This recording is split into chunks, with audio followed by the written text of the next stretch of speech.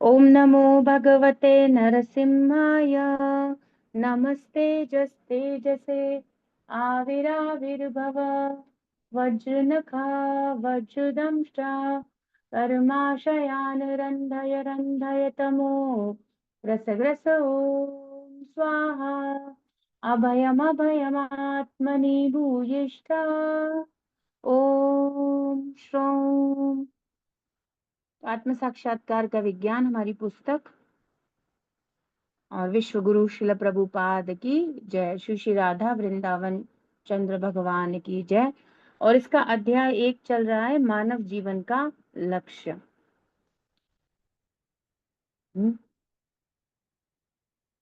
Seeing the aim of human life.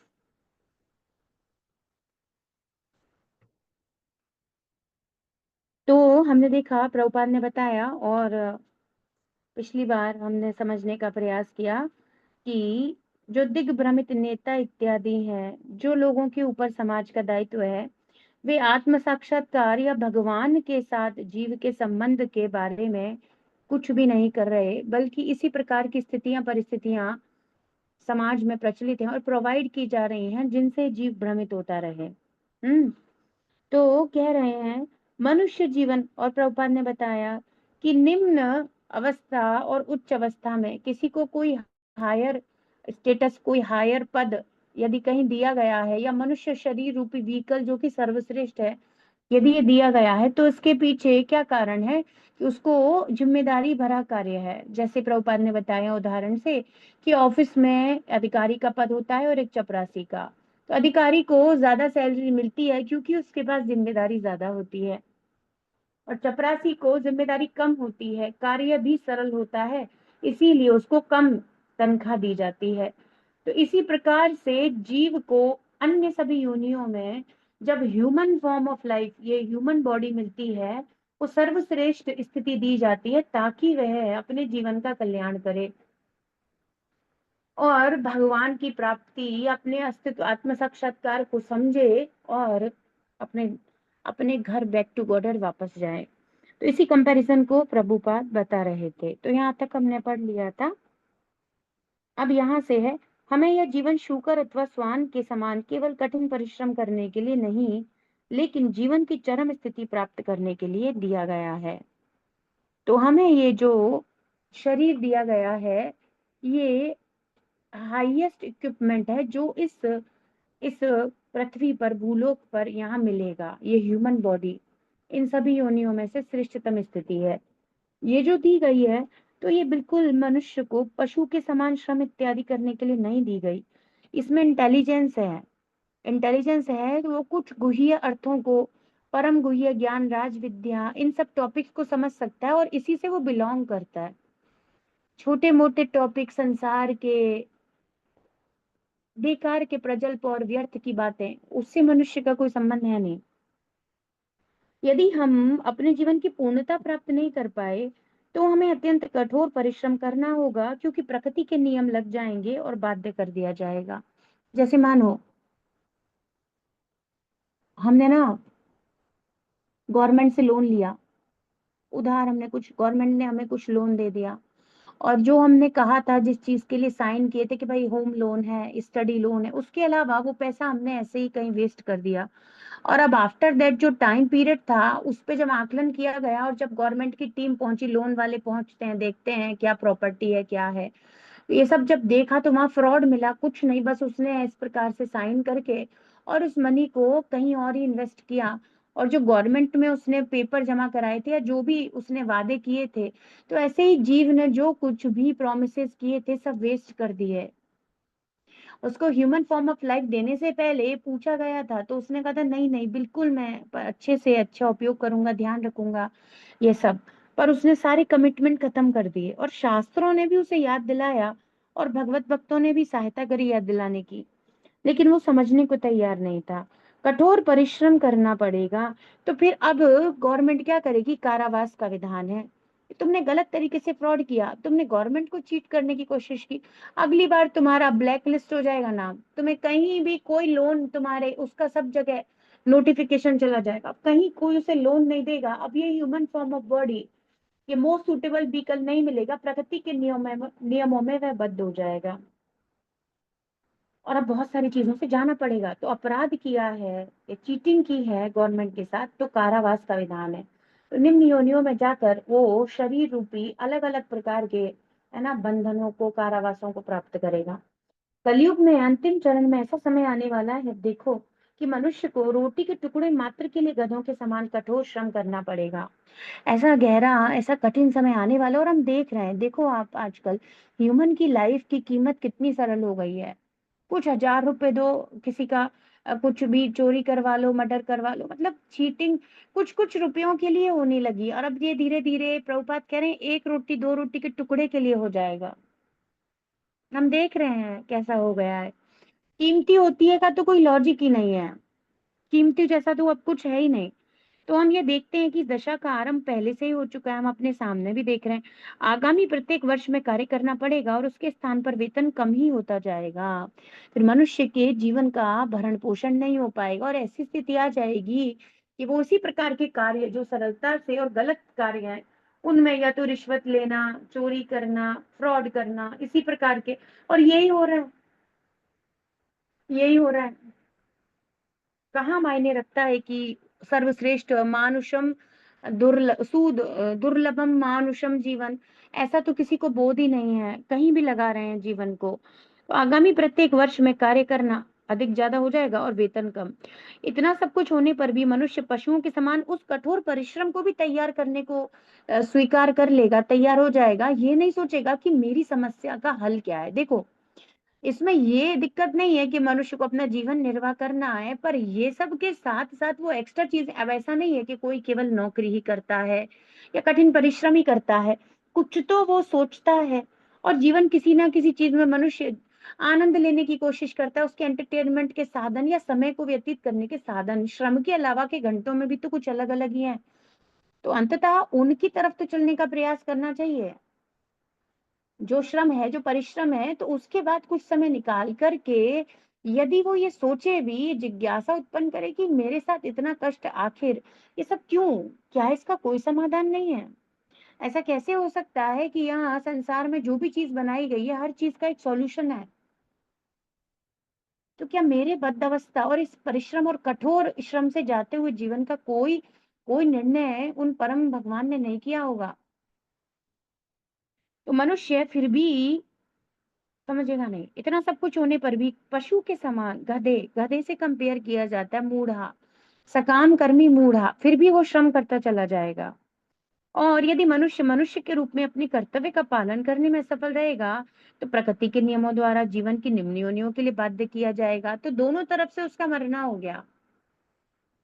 और मनुष्य जीवन के लिए जो परम लक्ष्य था वो तो उसने मिस किया ही। इवन अब जो जिम्मेदारियां उसने ले ली, परिवार इत्यादि, वो सब भी उसने डिस्टर्ब किया, या उसमें भी वो सफल नहीं हो पाया, वो सब भी उसको, ऐसा नहीं है उन सब के दोष नहीं लगेंगे। हर चीज काउंट की जाएगी, छोड़ा नहीं जाएगा उसको। तो प्रभुपाद बताते हैं, श्रीमद् भागवतम में कहा गया है कि कोई भी जीव अपने ऊपर जो भी वो शरीर धारण कर रहा है, उसके साथ बहुत सारे ऋण लेकर चलता है। ऋण होते हैं हमारे ऊपर। अभी आप देख रहे हो ना, पितृपक्ष, पितृ ऋण, ये सब भी, ये सारे बहुत सारे जीव के ऊपर ऋण होते हैं। तो वहां श्रीमद् भागवतम में बताया गया है, देव ऋषि भूताप्त नृणाम पितृणाम न किं करो नाय मृणी च राजन, सर्वात्मना यह शरणम शरण्यम गतो मुकुंदम परिहृत्य करतम।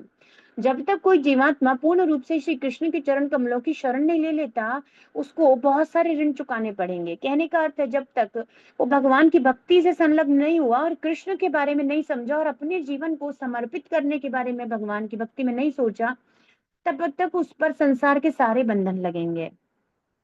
उस पर देवताओं का ऋण लगेगा, उस पर पितरों का ऋण लगेगा, उस पर मनुष्यों का ऋण लगेगा, उस पर मुनि का, सामान्य जीवों का, उस पर सभी का ऋण लगेगा। वो एक अन्न का दाना जो हमारे घर तक पहुंचता है, उसमें काफी सारे ऋण हमारे ऊपर हो जाते हैं। सूर्य का ऋण है, चंद्रमा का ऋण है, सूर्य उसे पकाता है, चंद्रमा उसमें रस देता है, पृथ्वी ऋण ऋण देती है, जल वरुण देव का, इन सब देवी देवताओं का ऋण है उस अन्न के दाने के लिए। आप केवल धन देकर वो ऋण नहीं चुका रहे हो। केवल धन देकर वो ऋण कहाँ, सूर्य को क्या ऋण आप धन दे रहे हो तो पूर्ण हो रहा है? अगर हम धन देकर समझ लेते हैं कि मैंने तो अन्न खरीदा है, नहीं तो आपने सूर्य का, चंद्र का, वरुण का, जल, ये वरुण देव जल का, पृथ्वी का, इन सब का और उस अन्न के दाने का ऋण कहाँ दिया है? ये तो गलत है। आपने केवल किसान की मेहनत और जो आने जाने में खर्चा हुआ है, जो जो इधर से उधर वो अनाज पहुंचाया गया है ट्रकों के द्वारा, जो भी वो दिया है केवल, बाकी तो आपने और इतने सारे लोगों को पेमेंट करना था, उसमें से तो कुछ भी नहीं किया है। तो ऐसा हो ही नहीं सकता कि कोई जीव तब तक मुक्त हो जाए। तो बेसिकली दोनों तरफ से गया, संसार के ऋण भी चुका नहीं पाएगा और भगवत शरण में नहीं गया तो रक्षा हो नहीं पाएगी, दोनों तरफ से पिटाई होगी। यही होता है। भगवत गीता बहुत ही स्पष्ट रूप से वर्णन करती है कैसे प्रकृति के नियम के अधीन जीवात्मा जन्म ग्रहण करता है। भगवत गीता का 13वां अध्याय, वहां पर जीव कैसे बद्ध हुआ है इस पूरी प्रोसेस को समझाया गया है ना। तो प्रभुपाद कह रहे हैं उसे किस प्रकार संसार में जड़ पदार्थ का उपयोग करने के लिए उपयुक्त देह तथा इंद्रियां प्राप्त होती हैं। तो भौतिक संसार में जो अब आ गया है उसको सब कुछ भौतिक ही मिलेगा। भाई जैसे पुस्तकालय, पुस्तकालय में जा करके आप प्रसाद इत्यादि, फ्लावर इत्यादि ऐसी चीजें नहीं है। पुस्तकालय मतलब जहाँ पुस्तक मिलती है। ये संसार दुखालय, जहाँ दुख मिलता है। और ये भौतिक जगत है तो जहाँ भौतिक शरीर मिलेंगे, भौतिक शरीरों के साथ भौतिक नियम लगेगा। तो यहाँ आने के बाद का अर्थ है इन्हीं चीजों को स्वीकार किया है, तो बंधनों में रहना होगा। तो प्रभुपाद कह रहे हैं कि उसको भौतिक शरीर के लिए वो जो बॉडी मिलती है और इंद्रियां, ये सब प्राप्त होता है। तो श्रीमद् भगवत गीता में कहा गया है कि कुछ लोग भगवत प्राप्ति के मार्ग में चलने का प्रयत्न तो करते हैं लेकिन पूर्ण नहीं कर पाते। दूसरे शब्दों में, जो व्यक्ति कृष्ण भक्ति में पूर्ण सिद्धि प्राप्त करने में सफल रहते हैं, ऐसे असफल जीवों को आध्यात्मिक रूप से उन्नत परिवार अथवा संपन्न वैश्य परिवारों में जन्म लेने का अवसर दिया जाता है। तो अभी प्रभुपाद कह रहे हैं, नेह विक्रम नाशो अस्ति प्रत्यवायो न विद्यते स्व अल्पम अप्यस्य धर्मस्य त्रायते महतो भयात्। मनुष्य जीवन की पूर्णता को यदि वो भगवत धाम जाना या आध्यात्मिक शरीर को प्राप्त इस जीवन में नहीं भी कर पाया, परंतु यदि वह भगवत भक्ति में संलग्न हो जाता है और मानो 30%, 20% कुछ ऐसा उसका चलता रहा, पर 100% पूर्णता प्राप्त नहीं हो पाई, तो भी चिंता मत करो। कम से कम प्रकृति के जो नियम है उस प्रकार से तुम्हारे ऊपर नहीं लगेंगे और दुर्गति नहीं होगी। तुम्हें अच्छी जगह पर भेजा जाएगा। प्रकृति के नियम लगते तो निम्न लोकों, निम्न योनियों में जाना होता, क्योंकि आपने अपने मनुष्य होने के कर्तव्य को पूरा नहीं किया, भक्ति नहीं करी। और दूसरी बात, यहाँ जो कुछ भी आपको दिया गया था, आपने केवल अपने भोग में लगाया, संबंधित आपने अन्यों के ऋणों को भी चुकाया नहीं। बहुत सारे लोगों का ऋण है, हम सबके ऋणी हैं और प्रतिदिन हर अन्न का ग्रास। इसीलिए तो इतनी महिमा बताई गई है कि भाई कभी फेंकना नहीं चाहिए आपको। हम ये सब अब व्यवहार में इसके कारण नहीं बताए गए क्योंकि हम ऋणी हैं, तो वैसे कह देते हैं कभी अन्न, एक प्लेट में एक दाना भी नहीं छोड़ना चाहिए, अन्न को सिर से लगाना चाहिए, अन्न ब्रह्म कह दिया जाता है। ये सारी चीजों का अर्थ क्या है? हर चीज का ऋण है। उस एक अन्न के दाने के साथ कम से कम 50 से 100 लोगों का ऋण है, देवी देवता सम्मिलित। और अब अगर मैं बताऊंगी आप कहेंगे कैसे, तो फिर वो जो रोड जहां से आ रहा है, वो जो ट्रक है, उनको जो कर रहा है, वो सबके ऋण है और केवल धन से वो ऋण चुकता नहीं होंगे।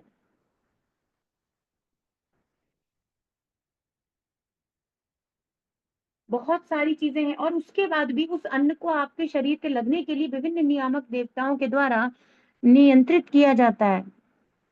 शरीर के उदर में जाकर पाचन होना, पोषण मिलना, और एक एक बॉडी पार्ट का नियंत्रक देवता, ऐसे पता नहीं कितने ऋण, अन्न जो हमें पता ही नहीं है कितने ऋण है हमारे पास। तो व्यक्ति को इस प्रकार के बंधन से मुक्ति मिलती है यदि वह भगवान की सेवा में संलग्न है। तो उसको अच्छे कुलों में, ब्राह्मण घर में या वैश्य घर में, अच्छे धन संपन्न स्थानों में भेजा जाएगा। उस पे वो नियम नहीं लगे तो भक्ति करने का इतना प्रभाव हुआ, पूर्णता भी प्राप्त नहीं करी तो भी। और एक व्यक्ति जो कुछ भी नहीं कर रहा तो फिर उस वो तो बहुत ही तरीके से प्रताड़ित और बद्ध होगा। समझाने का अंतर देखिए, पूर्णता कर ली तो कोई चिंता ही नहीं है, फिर झंझट खत्म, कोई ऋण विण नहीं। तो वो तो फिर मुकुंद के चरण कमलों को यतो मुकुंदम परिहृत्य करतम, फिर तो कोई दिक्कत नहीं है। पर बाकी अगर नहीं हुआ तो बहुत सारे बंधन है।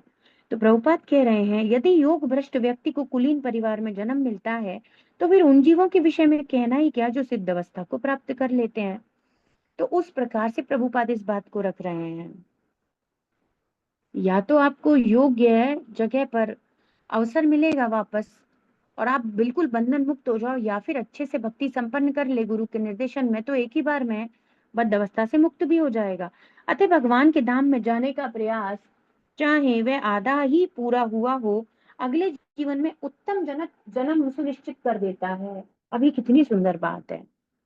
एक ऐसी जगह है जहां पर एड़ी रिगड़ते रिगड़ते भी प्राण निकल जाए, कोई आउटकम नहीं है। और एक जगह ऐसे थोड़ा सा भी प्रयास करा, आपने हरे कृष्ण बस इतना बोला और किसी को बता दिया, हर चीज कृष्ण देख रहे हैं।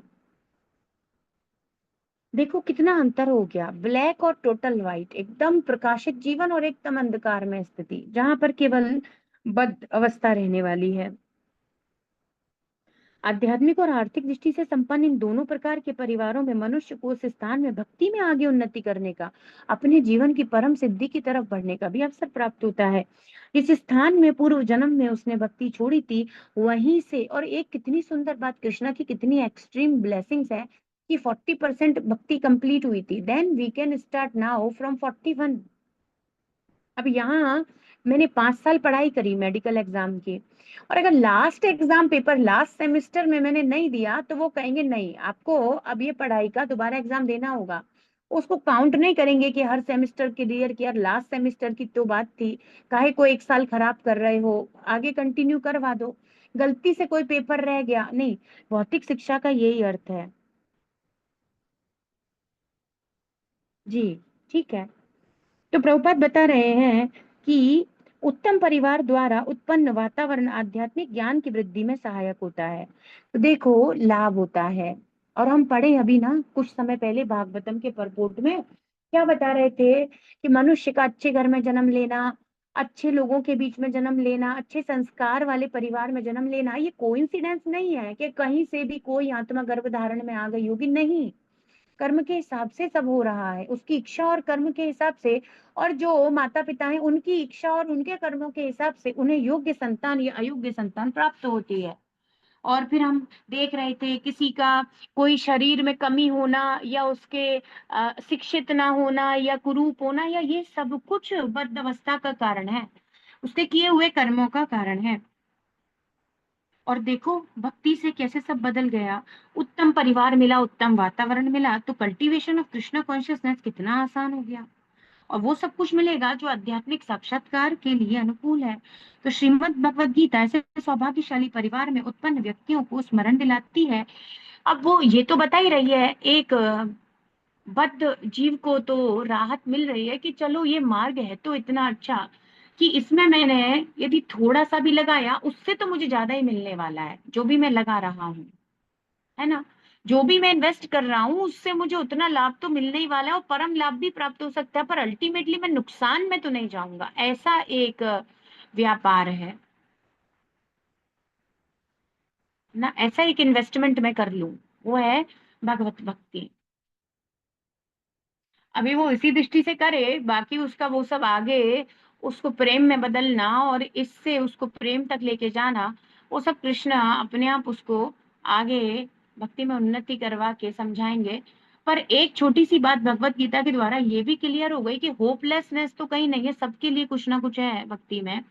और दूसरी बात कि अगर हम लोग पहले से ही अगर आज सही कंडीशन या अच्छे परिवारों में जन्म लिए हैं, और कुछ योग्यताएं यदि हमें भगवान की कृपा से प्राप्त हुई हैं, तो ये समझ लेना चाहिए कि ये जो सौभाग्य है मेरे पूर्व में किए गए भक्तिपूर्ण कार्यों के कारण है। क्यों? क्योंकि भक्ति की स्वीकृतियां प्राप्त हुई हैं। हम सब लोगों की बात करें तो हम भक्ति कर पा रहे हैं, है ना। तो दुर्भाग्यवश ऐसे परिवारों में उत्पन्न बालक भी माया से भ्रमित हो जाने के कारण भगवत गीता का अध्ययन नहीं करते।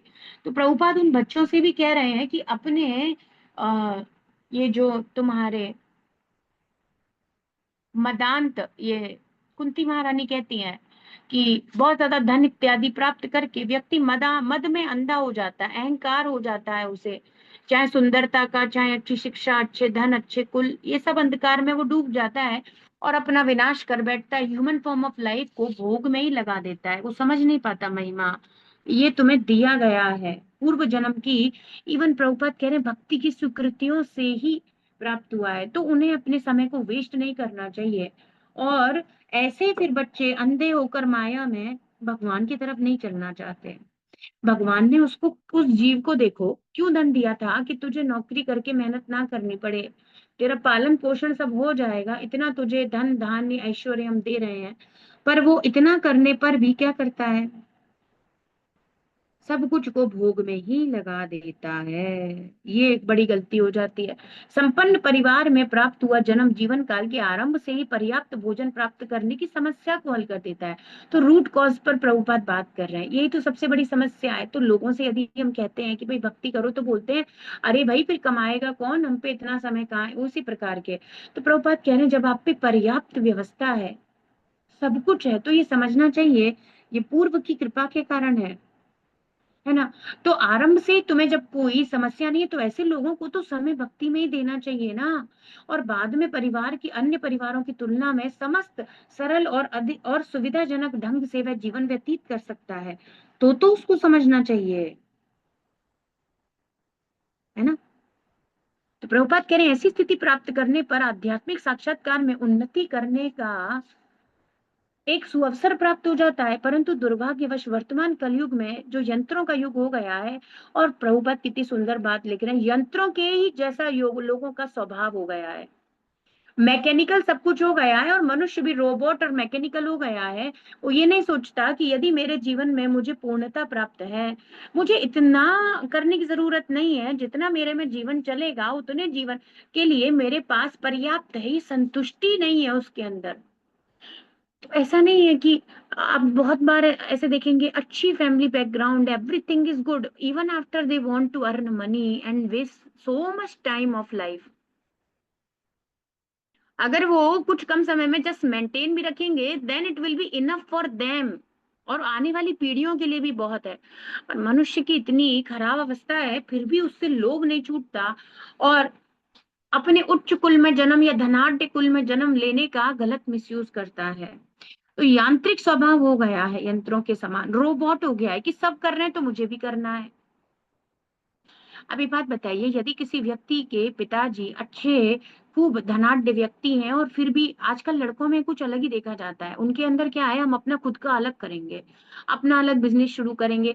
उसको करने में तुम्हारे पिता को वैसे ही काफी एड़ी चोटी कदम लगाना पड़ा, और यदि अब है तो थोड़ा मेल मिलाप से कर लो, और आपको समय बचेगा, वो समय भगवान की भक्ति अपने मनुष्य जीवन की पूर्णता में लगाओ। पर आजकल इंडिपेंडेंस का ऐसा कीड़ा या इतना यांत्रिक हो गया है, नो नो नो, मुझे अपना खुद, वो मुझे ऐसे, वो मुझे ऐसे, वैसे ऐसे करने के चक्कर में मुझे प्रूव करना है, मुझे ये करना है। तो ये सारी चीजें ना डिस्टरबेंस है, ये एक्स्ट्रा रजोगुण की स्थितियां हैं ये, मतलब एक ऐसी स्थिति में उसने अपने आप को डाल लिया है। एक हुआ हमारी वास्तविकता में मजबूरी है कि धन का कोई स्रोत नहीं है, और एक हुआ कि मेरे पास कोई दिक्कत नहीं है, फिर भी बस पागलपंती के लिए अपने आप को प्रूव, अरे क्या तुम इस ये पंचभूत के बने हुए शरीर को प्रूव करोगे, और भैया किसको प्रूव करोगे, किसको प्रूव करने में लगे हुए हो, प्रूव करने के चक्कर में जीवन छूट जाएगा, और अगली बार ये जो अच्छी व्यवस्था कृष्णा ने तुम्हें करके दी थी वो नहीं मिलती, फिर कुछ लोग भीख मांगते हुए एक एक पैसे के लिए तड़पते हुए देखे जाते हैं। तो ये वही लोग हैं जिनको पूर्व में कृष्ण ने हर प्रकार से समृद्ध बनाया, पर उन्होंने उसका इतना मिसयूज किया, बेकार की महत्वाकांक्षाएं उत्पन्न कर ली संसार की तड़क भड़क देख करके, बस एक शब्द कहने के लिए मैंने सब कुछ अपने दम पर किया है। अरे तब भी तुमने कुछ नहीं किया है, तब भी सब कुछ श्री कृष्ण का है, तब भी तुम करोड़ों करोड़ों लोगों के ऋण में दबे हुए हो। पता नहीं ये शब्द क्यों लोग कहना चाहते हैं और सुनना चाहते हैं। आप देखोगे आज के में, आजकल बहुत है ये सब कुछ, बहुत है। मिलते रहते हैं व्यक्ति, ऐसा प्रोफेशन है मेरा, लोग आते रहते हैं अपनी पीड़ाएं बताते हैं, शारीरिक पीड़ाओं के साथ साथ वो अपनी मानसिक पीड़ाएं भी बताते हैं। तो खूब बच्चे अच्छे पढ़े लिखे हैं, विदेशों में नौकरी कर रहे हैं, और अब माता पिता कह रहे हैं विवाह कर लो या कुछ, और ऐसा नहीं है कि कुछ और भी है कि भाई उनके जीवन में, but they don't want to, नहीं कर, सब समर्थ सब कुछ है। अब बताओ ब्रज में ही जन्म लेकर के, ब्रज में मतलब लोग तो तरस रहे हैं, एंड वो लोग अमेरिका नहीं छोड़ना चाहते, वो लोग विदेश नहीं छोड़ना क्या क्या हो रहा है, अब बताओ। कैसी कैसी स्थितियां हैं, बिल्कुल। तो प्रभुपाद कह रहे हैं कि ये जो कलयुग है ना, इसके कारण क्या हो जाता है, इसमें यांत्रिक प्रभाव के कारण धनी परिवार की संतानें विषय भोग की ओर मार्ग भ्रष्ट हो जाती हैं और आध्यात्मिक प्रकाश के लिए प्राप्त इस अवसर को भूल जाते हैं। जन्म ऐश्वर्य श्रुता रेद मानह मदह पुमान, मद मदांध हो जाता है ना, मद में अंधा हो जाता है, नहीं जानता, नहीं समझ पाता इतना। इसके सबसे परफेक्ट एग्जाम्पल अपने अभी दामोदर माह में हम गाते हैं, नल कुंवर, नल नल कुंवर और मणिग्रीव, कुबेर के दोनों पुत्र, पिताजी के पास अथाह धन, कोई कमी है नहीं, और पुत्र एक नंबर के मदांध। इस प्रकार की स्थितियां परिस्थितियां होती हैं। तो प्रभुपाद कह रहे हैं, अतः प्रकृति अपने नियमों के माध्यम से सुनहरे घरों में आग लगा रही है। असुर रावण की तो सोने की लंका थी, वो भी भस्म कर दी गई। तो यही बात है,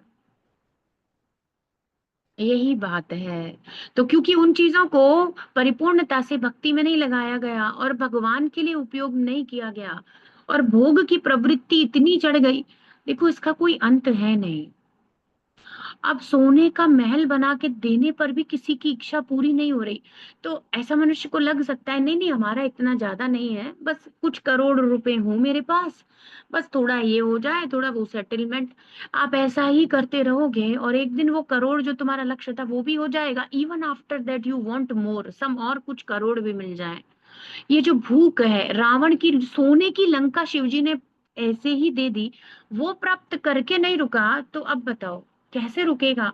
नहीं रुक सकता। तो संतुष्टि वास्तविकता में जीवन में आ जाए समझ में, ये बहुत रेयर है। और देखा जाए तो कृष्ण भावना अमृत के बिना जीव कभी संतुष्ट हो नहीं सकता। तो भक्त बहुत ज्यादा ऐसे प्रयास नहीं करता कि अब जॉब है तो फिर एक्स्ट्रा ओवर टाइम भी कर लें, बाकी समय भी सब धन में ही घुसा दो। अब भक्ति के लिए जरा सा भी समय हम तिनका मात्र भी सांस लेने के लिए छोड़ेंगे नहीं। तो कुछ बुद्धि आती है, वो केवल आती है भक्ति करने से। बाकी हर कोई अंधा हो गया है और फिर प्रकृति के नियमों के द्वारा कस करके बांधा जाता है। भगवत गीता में कृष्ण भावना अमृत के दिव्य विज्ञान का प्रारंभिक अध्ययन बताया गया है। भगवत गीता प्रारंभिक अध्ययन है और सभी उत्तरदायी राष्ट्र अध्यक्षों का कर्तव्य है कि अपने आर्थिक एवं अन्य कार्यक्रमों की रूपरेखा भगवत गीता के आधार पर बनाए। तो यदि बच्चों को ये सिखा दिया जाए कि बेटा उतना ही बहुत है जितने में तेरा शरीर चल जाए, और तेरे से संबंधित जो लोग हों उनका पूरा हो जाए, पूरा मतलब भोजन हो जाए, व्यवस्था हो जाए, वस्त्र इत्यादि की रहने की व्यवस्था हो जाए, तुम्हें किसी से भीख ना मांगनी पड़े, इतना बहुत है, बस इतना। पर नहीं, हमें तो नाम कमाना है। और क्या नाम, पता नहीं क्या कमाना है, पाप के अलावा कुछ कमाते नहीं वो। तो प्रभुपाद कह रहे हैं, तो अगर भगवत गीता इत्यादि इन शास्त्रों को हमारे जो राष्ट्र अध्यक्ष हैं, एक्चुअली क्योंकि वो काफी सारे लोगों को बड़े मास लेवल पर प्रभावित करते हैं, अगर वो लोग इन चीजों को प्रमोट करें, तथाकथित जो कलाकार या बड़े पदों पर है ना, यदि यदाचरति श्रेष्ठा, so actually these people are not exactly श्रेष्ठा but they are just popular. So if these kind of people ये प्रमोट करें तो फिर कितना जीवन बदल जाएगा। बच्चों को भी उसी दौड़ में लगा देना कि हम भी ऐसे ही जीवन भाग भाग कर पैसे के पीछे बिताए और अब तुम भी ऐसा ही करो, ये कोई लॉजिकल बात नहीं है। जीव के समय को बर्बाद करना है। हम जीवन के आर्थिक प्रश्नों को एक अस्थिर स्तर पर संतुलित करने के लिए नहीं है, वरन हम प्रकृति के नियमों से उत्पन्न होने वाली जीवन की समस्याओं को हल करने के लिए बनाए गए। हमारा हायर पर्पस है। आज हम कोर्ट में पढ़ रहे थे, वी शुड गिव क्या, higher engagement, better engagement to everyone, हमें देना है।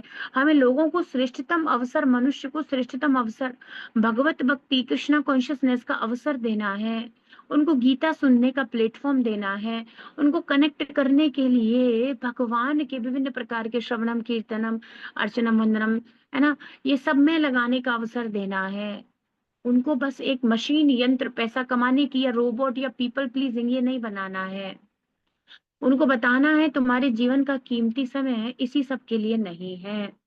अभी ये शिक्षा या तो राष्ट्र की जिम्मेदारी है, और हमारा तो भारतवर्ष सनातन सनातन चिल्लाते हैं, उसका तो मेन काम यही है, भगवत गीता की शिक्षाओं का प्रचार प्रसार करना।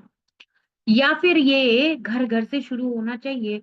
और इसी आंदोलन को प्रभुपाद ने कृष्ण भावना अमृत आंदोलन, है ना, या भागवत धर्म का प्रचार करके संसार को प्रदान किया। हम यहीं की प्रॉब्लम को सॉल्व करने के लिए नहीं है। और एक्चुअली यहाँ की प्रॉब्लम को आप कितना भी सॉल्व करो, तो कई बार जब हम आप देखोगे और ऑब्जर्व करना, हम कहते हैं कि हरे कृष्ण महामंत्र की सुबह माला करते हैं हम लोग, जपा सेशन करते हैं, आ जाया करिए, थोड़ा गीता सुन लिया करिए, तो वो क्या कहते हैं कि समय नहीं है। या क्या कहेंगे वो, कि अभी ना थोड़ी प्रॉब्लम में हूँ। क्या प्रॉब्लम चल रही है? बेटे की शादी करवानी है, उसी के चक्कर में थोड़ा भाग रहे हैं। ठीक है, आफ्टर 6 मंथ्स कांटेक्ट करो, even after they will say अभी बेटी की भी है, अभी मेरा हेल्थ खराब हो गया, अभी एक। सो एक्सक्यूज देने वाले व्यक्ति, वो उनके पास काफी सारे एक्सक्यूज रहने वाले हैं, काफी सारे एक्सक्यूज रहने वाले हैं। तो कुछ ना कुछ आने ही वाला है। वो ये नहीं समझ रहे यहाँ की एक समस्या सॉल्व करोगे तो संसार का नियम ही है कि एक के बाद एक आती चली जाएगी, तो तुम बेसिकली कभी समय नहीं निकालोगे। और जो लोग समय निकाल रहे हैं भक्ति के लिए, ऐसा नहीं है कि उनके जीवन में समस्याएं नहीं है, या किसी को ऐसा लगता हो ये लोग तो फ्री होते होंगे।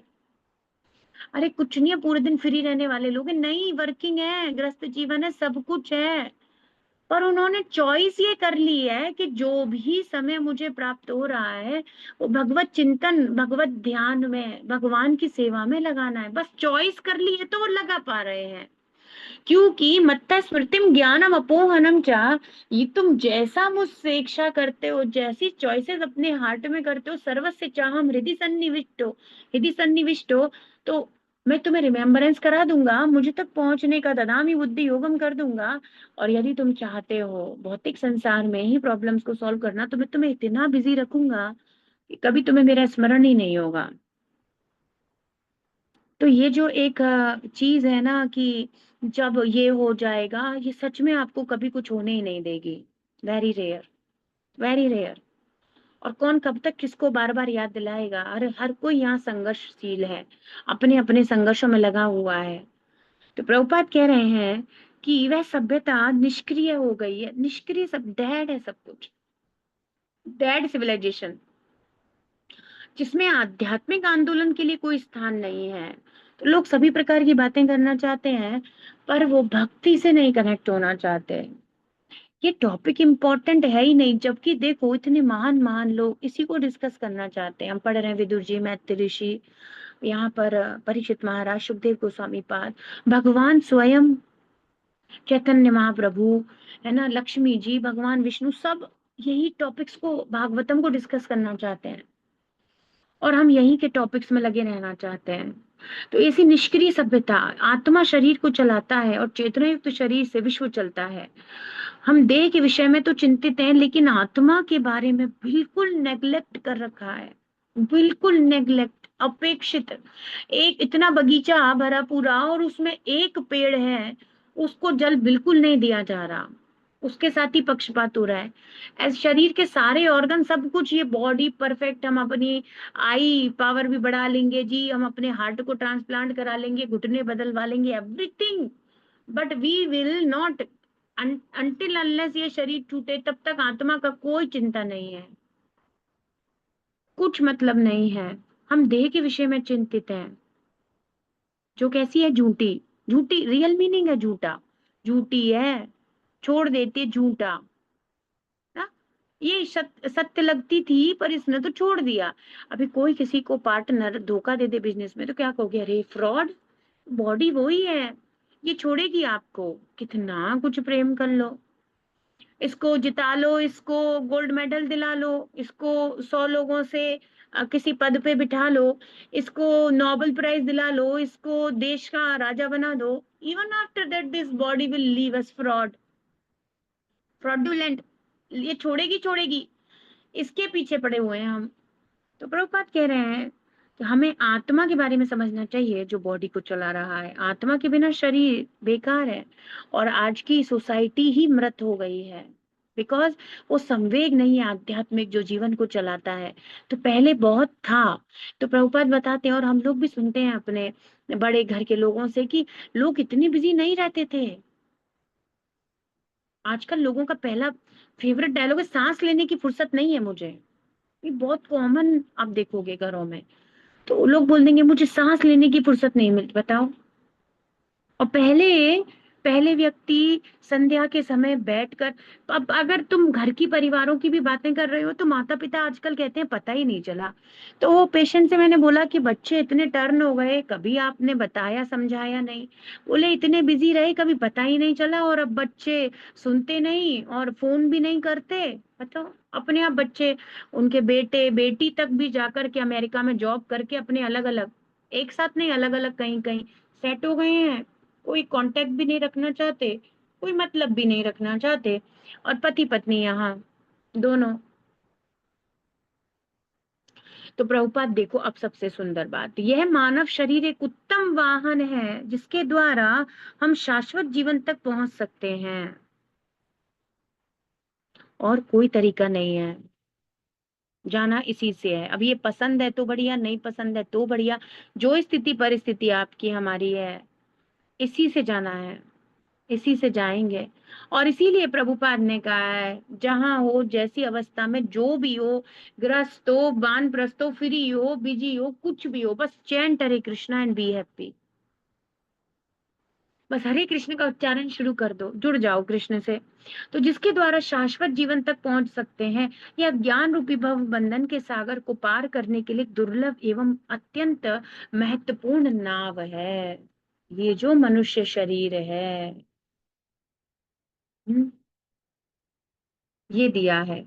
और इस नाव का कुशल सेवक कौन है? गुरु है। जिन कुशल सेवक के द्वारा इस नाव को, कुशल कुशल इसके जो नाविक हैं, जो गुरु कर्ण धारम, जो इसको मूव कराएंगे, चलाएंगे, इसको इसके गंतव्य तक ले जाएंगे, जिन्हें रास्ता पता है, वो आध्यात्मिक गुरु होते हैं।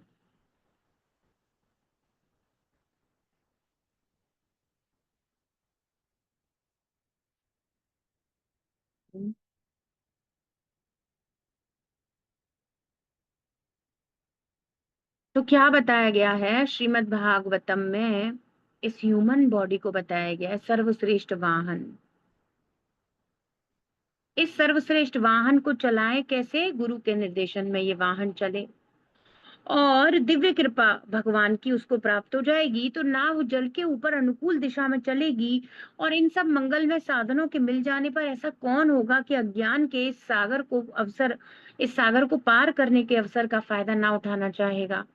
हर कोई इस अज्ञान के सागर से बाहर निकलना चाहेगा, और इस अज्ञान के सागर से बाहर निकलेगा नहीं, उसको क्या कहा जाएगा? आत्महा, आत्मघाती, अपनी स्वयं की सुसाइड करने वाला, अपने आप को खत्म करना चाहता है, वही मूर्ख इस मनुष्य शरीर को भगवत भक्ति में नहीं लगाएगा। निदेहमाद्यम सुलभम सुदुर्लभम, प्लवम सुकल्पम गुरुकर्णधारम, मयानुकूलेन नभस्त्वरेति, पुमान् भवाब्धिं न तरेत् सात्मः। नृदेहमाद्यं सुलभं सुदुर्लभम। कैसा है ये नृदेह? ये जो ह्यूमन बॉडी, नर का शरीर, ये जो मनुष्य का शरीर है, कैसी है? नृदेह माध्यम, सोर्स ऑफ ऑल फेवरेबल, सब कुछ अच्छा प्रदान करने वाली, फेवरेबल। ये बॉडी मिलने का साइन ही है कि कृष्ण तुम्हें प्रेम करते हैं। पता नहीं लोग कहाँ कहाँ पड़े हुए कहते हैं, क्या ऐसा है कि अरे भगवान तुमको प्रेम करते हैं तब ह्यूमन बॉडी दी है, फेवरेबल चीज दी है, फेवरेबल। भाई कौन, एक बार बताओ, फेवरेबल का अर्थ क्या होता है? आपने देखा है? जैसे मानो फेवर, फेवर करना, तो कोई किसी का प्रिय होता है तो उसका फेवर किया जाता है, या क्या होगा? जैसे मानो अभी ना हमारे पिताजी के कोई मित्र हैं, और बच्चे का एग्जाम है, और पता चला उसके स्कूल में वही एग्जामिनर बन के, टीचर बन के आ गए एग्जामिनेशन लेने के लिए, ओरल वही लेंगे, फेवरेबल हो गया ना। वो तो घर पे मिलते थे, अंकल आप, अरे अब तो फेवर होगा ही, नंबर अच्छे मिलेंगे उसको, फेवर कर दिया ना अंकल जी ने। तो कृष्णा फेवर कर रहे हैं तब ह्यूमन फॉर्म ऑफ लाइफ दे रहे हैं। हम्म, फेवरेबल चीज दी है। तो अब कोई ये नहीं कह सकता क्या मुझे प्रेम करते हैं, अरे तुम्हें ह्यूमन बॉडी मिली है मतलब तुम्हें प्रेम करते ही हैं। समझो, फेवर है ये कृष्णा का, ह्यूमन बॉडी फेवरेबल चीज दी है कृष्णा ने, दुर्लभ अत्यंत महत्वपूर्ण नाव दे दी है, सुलभम सुदुर्लभम। जिसको कि फेवर करके कृष्णा ने बड़ी आसानी से दे दिया है, लेकिन है बहुत कठिन इसे प्राप्त करना। उस बकरी, कुत्ता, बिल्ली ऐसे प्रकार के पता नहीं कितनी योनियों में चक्कर लगाने वाले से पूछो, how much it is difficult to get a human body. बकरा बन के वो काटा जा रहा है, ही इज हेल्पलेस। मनुष्य को पता है, तुम मुझे ऐसे नहीं, मेरे मानव अधिकार, ठिकाने अधिकार, उसके पास बहुत कुछ है, और कहाँ वेस्ट कर रहा है फेवरेबल चीज को। तो प्रभुपाद इतना सुंदर भागवतम से कह रहे हैं, प्लवम सुकल्पम, ये एक नाव के समान है, और सुकल्प है, मतलब इससे जो संकल्प ले लिया जाएगा, ये ऐसी सूटेबल बोट है, यदि इस बोट को सही दिशा दे दी जाए तो परफेक्टली आपको अपनी डेस्टिनेशन मिलेगी मिलेगी। तो डेस्टिनेशन पे पहुंचाता कौन है? तो कह रहे हैं, गुरु कर्णधारम, गुरु पहुंचाते हैं, वो इसके कैप्टन है, इस नाव के कैप्टन। यदि ये बोनाफाइड स्पिरिचुअल मास्टर है तो फिर तो आनंद है। तुम्हें वाहन सबसे अच्छा मिला ही, जो समुद्र पे एकदम तैरेगा अच्छे से, फेवरेबल कृष्णा ने तुम्हें दिया, और तुम्हें आसानी से दे दिया, और फिर तुम्हें एक सुंदर नाविक दे दिया जो उसको चलाएगा। बस चलना है, बहना है, जैसे प्रभुपाद कह रहे हैं वैसे बहते जाना है। न मयानुकूलेन नभस् उतरेति, और फिर वो तार देंगे, बाहर निकाल देंगे। अपना कल्याण कर सकता है मनुष्य इस दिव्य नाव, इस नाव के द्वारा।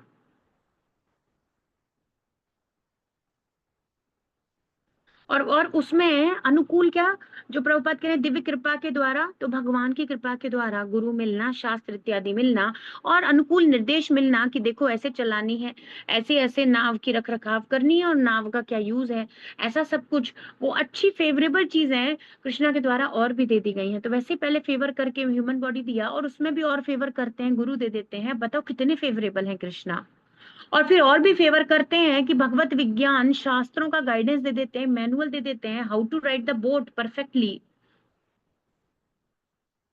और इतने मंगल में साधन को प्राप्त करने के बाद, हाँ, फिर क्या, पुमान भवाब्दिम ना तरेत, फिर भी बाहर नहीं निकल पाया।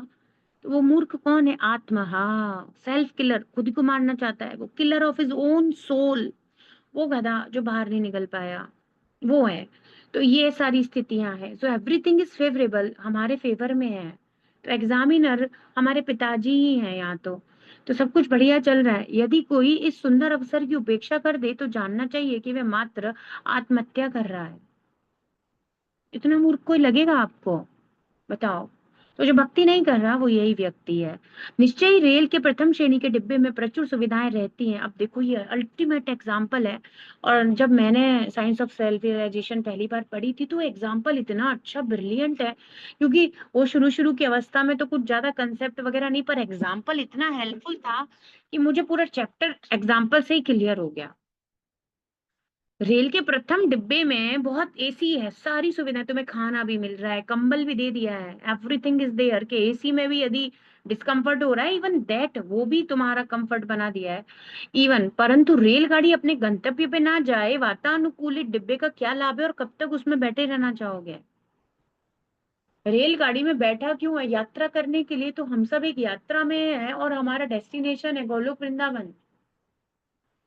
पर अब मनुष्य इतना बेवकूफ हो जाए कि वो रेल के डिब्बे, स्टेशन आ जाए या कुछ भी, वो मूव कर रही है नहीं कर रही, उसे कुछ फर्क नहीं पड़ा, क्या निकल गया क्या चला गया, वो केवल डिब्बे में ही बैठा बैठा आनंद लेना चाहता है। उसको तो आप मूर्ख ही कहोगे। अरे भाई, कोई सा स्टेशन तो तुम्हारा होगा नहीं, पर वो इस डिब्बे, इसी भौतिक शरीर में चिपका रहना चाहता है, बॉडी नहीं छूट जाए। तो प्रभुपाद कह रहे हैं, आजकल की सभ्यता भौतिक शरीर को अधिकाधिक सुविधा प्रदान करने के लिए अत्यंत चिंतित रहती है। किसी को भी जीवन के वास्तव गंतव्य की अर्थात भगवत धाम लौटने की जानकारी नहीं है।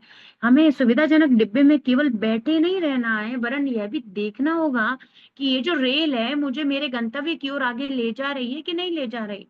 तो केवल ह्यूमन फॉर्म ऑफ लाइफ जो कि फेवरेबल थी उसे प्राप्त कर लिया, इसमें सुख भी है, सब कुछ है, पर अल्टीमेटली आपको ये तो देखना होगा इससे मुझे जो मेरे जीवन की परम गति, जो लक्ष्य था, वो अचीव हो रहा है कि नहीं, क्या ही उस दिशा में लेके जा रहा है।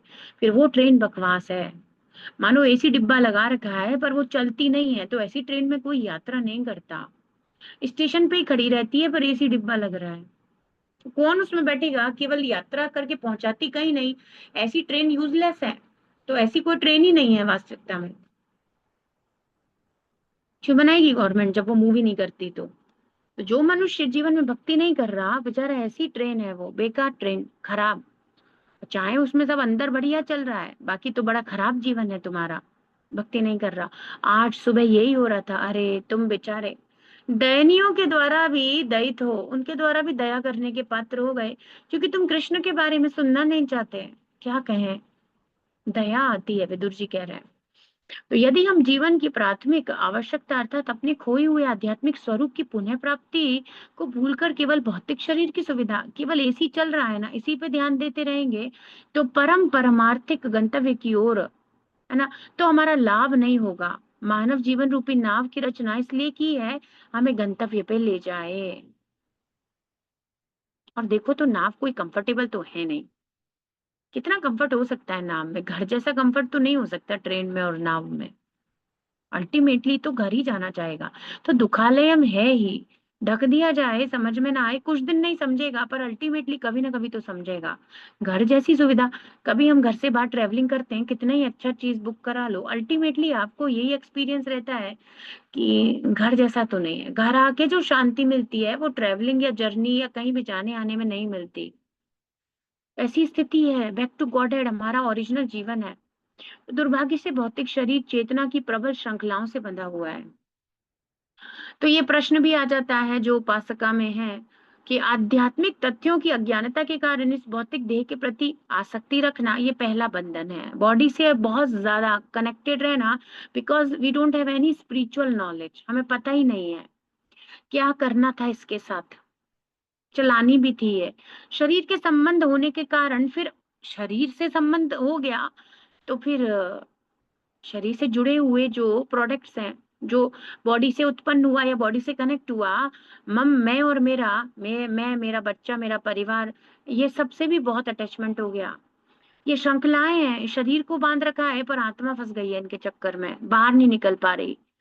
तो शरीर का संबंध होने के कारण स्वजनों स्वजनों से आसक्ति हो जाना, जन्मभूमि तथा घर की वस्तु, भूमि, संपत्ति, व्यापारिक कागज इत्यादि इस भौतिक संपत्ति से फिर, अब जब घर है, मेरे अपने हैं, तो फिर रहेंगे ना कहीं, तो उस घर में आसक्ति हो जाना, उस वस्तुओं से आसक्ति हो जाना, बैंक बैलेंस से आसक्ति हो जाना, भौतिक विज्ञान के प्रति आसक्ति हो जाना, जो आध्यात्मिक प्रकाश के अभाव में रहस्य में बना रहता है। और फिर आशा किससे जोड़ लेना कि अच्छा ट्रीटमेंट आ गया है, अच्छे सॉल्यूशंस आ गए हैं, हमें कभी कुछ नहीं होगा, मैं खुद भी हमेशा अमर रहूंगा, परिवार वालों को भी बचा लूंगा। ये और असुरी प्रवृत्ति। तो फिर उन चीजों के प्रति आकर्षित हो जाना जो जो परमानेंट सॉल्यूशन नहीं देती, टेम्परेरी चीजों को सॉल्यूशन देती हैं, और वो भी होते नहीं है, सॉल्यूशन प्रॉब्लम से ज्यादा कठिन हो जाता है। और पूर्ण पुरुषोत्तम भगवान तथा उनके भक्तों को जाने बिना धार्मिक रीति अनुष्ठानों में आसक्ति रखना, कर्म कांड में लिप्त हो जाना। क्यों? ताकि शरीर को भोग मिल सके। कर्म कांड क्या है? वो स्थितियां, वो परिस्थितियां जिनके द्वारा हम अपने कर्मों का फल भोग सकें। तो कर्म कांडी ब्राह्मण इत्यादि या कर्म कांड के बारे में जो शास्त्रों में दिया गया है, वो क्या करते हैं? बेसिकली वो क्या करते हैं कि यदि मैं कुछ कर रहा हूं पर मेरे को प्रॉफिट नहीं हो रहा, बिजनेस में मैं मेहनत कर रहा हूँ, या मैं अभी, अब बेटा है, शादी नहीं हो रही, या बच्चे नहीं हो रहे, ऐसी कुछ चीजें होती हैं, ऐसे कुछ उनके व्यवधान है, उनको संसारी कुछ सुख चाहिए, तभी वो कर्मकांडी के पास जाते हैं।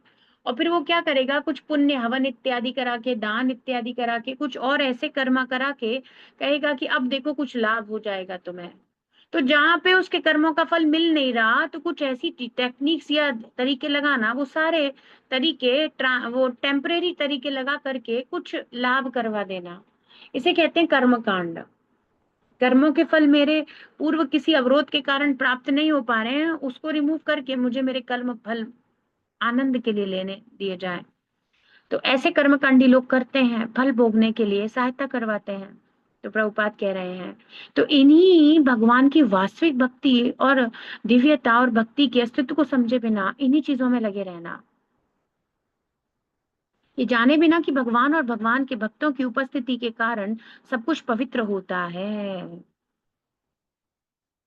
तदवाग विसर्गो जनताज्ञ विप्लवो, सब कुछ शुद्ध पवित्र कर सकता है ये भगवत साहित्य, प्रभुपाद बताते हैं। सब कुछ शुद्ध और पवित्र करके परिष्कृत कर सकता है और मनुष्य की चेतना को शुद्ध कर दे, ऐसा विधि है कृष्ण कॉन्शियसनेस। तो भगवत गीता के 15वें अध्याय में मानव शरीर रूपी नाव को बांधे जाने वाली इन आसक्तियों को विस्तार से बताया गया है। न रूपमस्य तथोपलभ्यते, कैसा है इस संसार का, ये सब बता के असंग शस्त्रेण दृढ़ेन चत्वा, विरक्ति के हथियार से, भगवत भक्ति से ज्ञान और वैराग्य जो उत्पन्न होगा, उस विरक्ति के हथियार से इन सारी श्रृंखलाओं को काट दो। भगवान कहते हैं मेरी तरफ चलो, है ना। तो ये 5 श्रृंखलाएं हैं। तो आपसे प्रश्न पूछा जा सकता है, ये हमें पता भी होनी चाहिए, ये 5 प्रकार के बंधन जो 15वें अध्याय भगवत गीता में बताए गए हैं, जिनके द्वारा मनुष्य भौतिक संसार से बंधा रहता है, आत्मा का कल्याण नहीं हो पाता, तो वो बताए जा रहे हैं।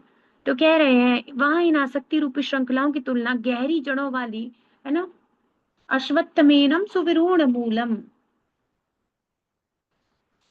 बहुत ही सुंदर अध्याय है पुरुषोत्तम योग श्लोक।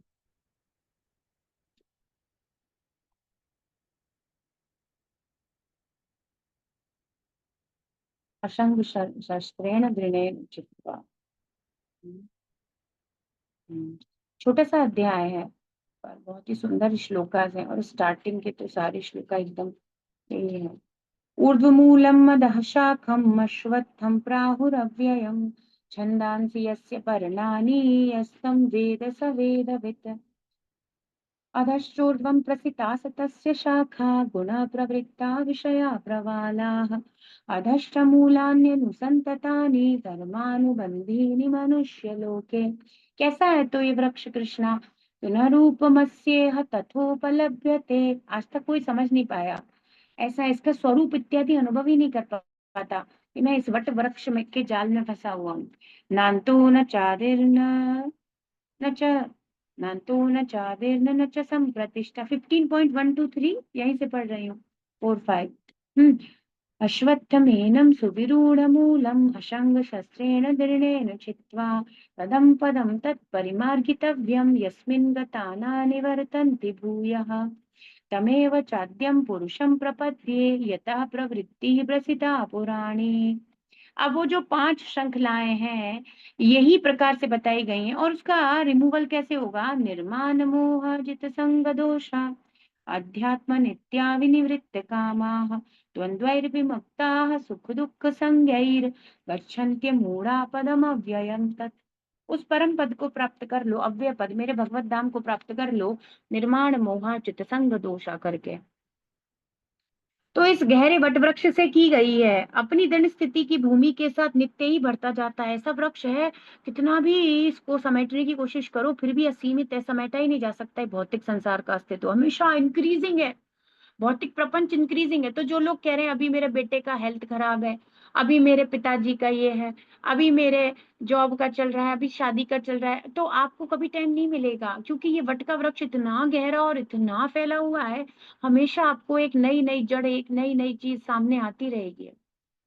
कभी आप उसको, तो इसको ऐसे ही रहने दो और कनेक्ट हो जाओ भक्ति से, ये ऐसे ही रहेगा। इसको मेंटेन करना, इसको फिनिश करना केवल और केवल कृष्णा का काम है। हमको इन चक्करों में नहीं पड़ना है। ठीक है, हमारा जो हो रहा है आसानी से चल रहा है, पर उसके साथ साथ भगवान के लिए समय निकालना अत्यंत आवश्यक है। ऐसे बलवान वटवृक्ष को उखाड़ फेंकना अत्यधिक कठिन है, परंतु भगवान इसके द्वारा निम्नलिखित विधि संस्तुति करते हैं। इस वृक्ष के मूल रूप की प्रतीति इस संसार में नहीं होती। न रूपमस्य तथोपलभ्यते। कोई समझ ही नहीं पाया कि मैं फंसा हुआ हूँ। वो यहाँ मजे करना चाहते हैं, उनको लग रहा है अच्छी जगह एंजॉय करो। They are not understanding that this is just like a jail, कारावास है ये, और इतनी असीमित कारावास है, इसका कोई फिनिश होने का चांस भी नहीं है। And they want to put AC in the jail, everything. They want water cooler, they want fridge, they want every comfort, TV, everything in the jail. उनको ये सब चाहिए। तो प्रभुपाद कह रहे हैं, तो उनको समझ में ही नहीं आता कैसा है, ढका ढक के माया ने कुछ और ही दिखा रखा है। और इस वृक्ष को दृढ़ निश्चय के साथ वैराग्य रूपी, हाँ, इसके आदि अंतत्व आधार को कोई नहीं समझ सकता, परंतु उस वृक्ष को दृढ़ निश्चय के साथ वैराग्य रूपी शस्त्र के द्वारा काट कर फिर उस स्थान को खोजना चाहिए, है ना, जहाँ पदम अव्ययम तत्, जिसे प्राप्त करके संसार में पुनः नहीं आना पड़ेगा, मतलब भगवत धाम। भगवत धाम उसको खोजना चाहिए, उस भगवत धाम को खोजने से यहाँ वापस नहीं आना पड़ेगा, है ना। तो वहां उस परम धाम में पूर्ण पुरुषोत्तम भगवान की शरण ले ले, पदम अव्ययम तत् कर ले, उनके चरण कमलों में शरण ले ले, जिनसे प्रत्येक वस्तु का आरंभ हुआ है और अनादि काल से प्रत्येक वस्तु निवास कर रही है। तो ये सारे श्लोक 15.3 to 4 और 15वां अध्याय पुरुषोत्तम योग में ये सारे अश्वत्थ वृक्ष को एक्सप्लेन किया गया है। हम आगे पढ़ेंगे गीता में। ये स्थिति है, तो हमें क्या करना है, इस वृक्ष का, ये जो एक्चुअली वृक्ष ने बेवकूफ बनाया कैसे है, वृक्ष कितना गहरा, कितना विशाल और क्या है विकराल, वो हमें नहीं दिखता। हमें केवल उसके सुंदर मीठे फल दिखते हैं, और सुंदर सुंदर उसके भ्रमित करने वाले, इवन इंटॉक्सिकेटेड करने वाले, मूर्छित कर देने वाले हमारी चेतना को वो सुंदर फूल और फल दिखते हैं। उनकी सुगंध में, उस फल के टेस्ट, उन्हीं में ही खोए हुए हैं हम। तो हमको बस यही दिखता है और कुछ नहीं दिखता, यही स्थिति है। तो भगवान कह रहे हैं इससे बाहर निकल के थोड़ा गीता अध्ययन करो, तुम्हें वो वृक्ष का जो ढोंग ऊपर लगाया हुआ है वो ढोंग रिमूव होकर रियलिटी दिखेगी। मैं देखिएगा यहाँ पर छल हो रहा है मेरे साथ। ये सब देखने के लिए क्या करना होगा, वैराग्य रूपी शस्त्र से काट देना होगा। वैराग्य आएगा कैसे, भक्ति करेंगे तो वैराग्य उत्पन्न होगा, रियलिटी दिख जाएगी, तो फिर इस चीज से डिटैचमेंट हो जाएगा। और आज प्रभुपाद सुबह बता रहे थे अटैचमेंट और डिटैचमेंट, परम दृष्टवा निवर्तते हो जाएगा, सब कुछ क्लियर दिखने लगेगा, तो यहाँ से सब डिटैच हो जाएगा और कृष्णा से अटैच हो जाएगा। सो बेसिक क्या है, कैसे होगा ये, रूट कॉज में प्रभुपाद ने बताया we have to give better engagement. हमें सबको, हमें अपने आप को, दूसरों को बेटर चीजों में इन्वॉल्व करना है, कृष्ण भक्ति श्रेष्ठतम अवसर देना है, उससे ज्ञान और वैराग्य उत्पन्न होगा। और फिर वैराग्य से हम इस बहुत ही असीमित अनंत अश्वत्थ के वृक्ष को काट सकेंगे और ऐसी जगह पहुंच जाएंगे ना, यद गत्वा न निवर्तन्ते तद धाम परमम मम, जहां से वापस नहीं आना होगा। तो आज हम इतना ही लेंगे। विश्व गुरु शिल प्रभुपाद की जय, श्री श्री राधा वृंदावन चंद्र भगवान की जय। निताय गौर